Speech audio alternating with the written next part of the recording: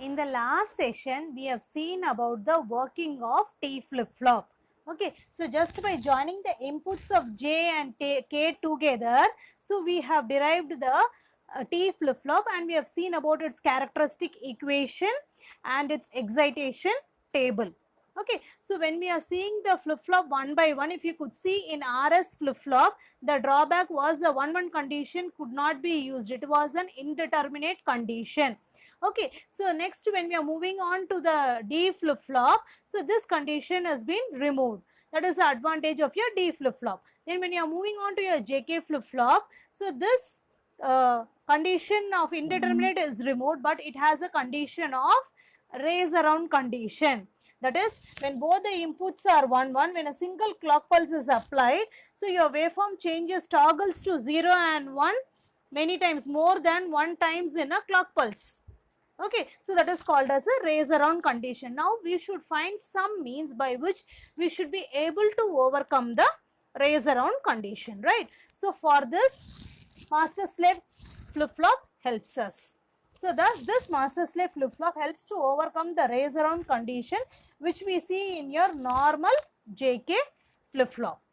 Okay, now let us have a brief note on the JK flip-flop and then we will move on to the master slave flip-flop. So what happens in case of your JK flip-flop?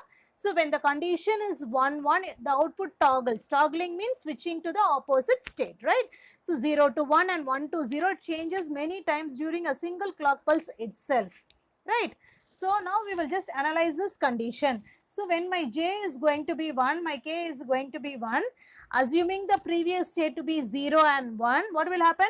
So this 0 will come here and the J is 1 and the clock pulse is given, so it is 1. Okay, what is the output of the AND gate? AND gate is if any one of the input is 0, output is going to be 0. You have a NAND gate, so here the output is going to be 1. Okay, now the similar case here. Here what will happen? Here the input is 1. Okay, 1 minute. This output, it prolongs from this place. So here the output is 1. I'm sorry, the feedback is taken from your Q bar. So all the 3 inputs are 1. So your AND gate output is 1. So when the AND gate output is 1 and this value is going to be 1, inversion is 0. Okay, so what is the function of your NAND gate? If any one of the input is 0, irrespective of the other output, your output will change to 1. Similarly, here it will change to 0. So this condition, again if you are going to apply and check and take the feedback and apply it, again it will change to 0 and again it will change to 1. Okay, so this condition only is called as raise around condition, which is going to get eliminated in case of your master slave flip-flop. So why this condition occurs? This condition occurs because, so this data, that is the feedback, it is given at the end of the flip-flop. That is, the feedback of the Q bar is given to the first NAND gate and the output of the Q is given to the, let us take 1 and 2, the second NAND gate. Okay, now here what is the modification we are going to do is, we are going to use 2 flip-flops. Okay, 2 JK flip-flops, we are going to use 1 and 2. 1 is going to act as a master, the second flip-flop is going to act as a slave. Here the what is the modification we have done is that, so you have a feedback which is fed at the end of each within a circuit you are making it, because of which it toggles many times.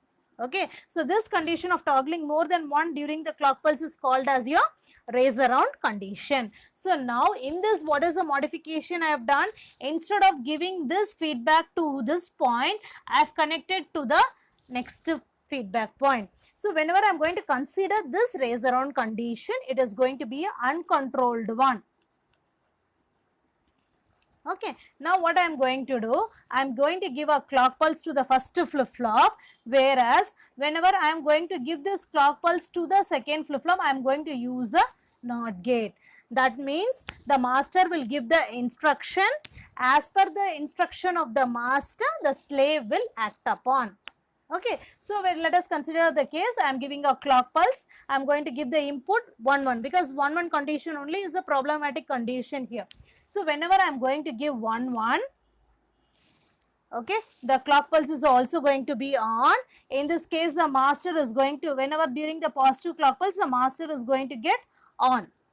Okay, and what happens at this time when the clock pulse is 1, here when the clock pulse is 1, this AND gate, NOT gate is there. So here it will be 0. That means it will disable the slave.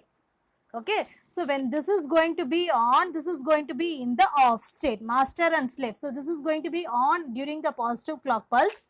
Okay, so what is the condition? When this is going to be 0 only, this value will be 1. So during the positive triggering, my master is going to be on.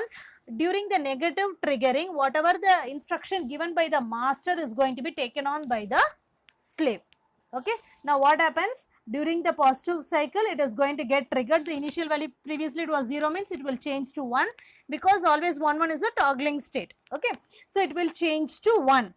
Okay, but it will remain, this state will be stored for one full hour. This is one full cycle. So for this one full cycle it will be stored.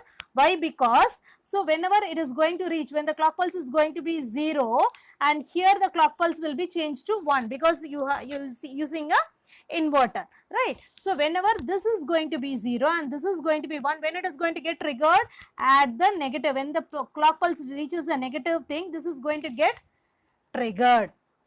Okay, whenever I am going to change the clock pulse, that is whenever it is going to reach the negative edge, at that time my slave is going to get operational, but this whatever the data stored in this, it is going to retain for one more cycle, because this master will be triggered only during your positive cycle.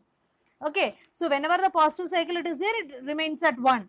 Next trigger when I am giving, it is changes to 0. Next positive cycle it changes to 1. So your master changes for every positive cycle, whereas your slave changes for every negative cycle. Thus this toggling is a controllable one. You are not having many raising condition within a single clock pulse. Thus this results in a toggle condition which is going to be a controllable one. Thus we are able to overcome the raise around condition. So how we are able to overcome the raise around condition? It is because, so this is going to, that is your waveform is going to remain for one cycle. Because of the feedback you are going to give it at the second flip flop, and every time whenever I am going to trigger my positive, during the positive triggering, my master will be on.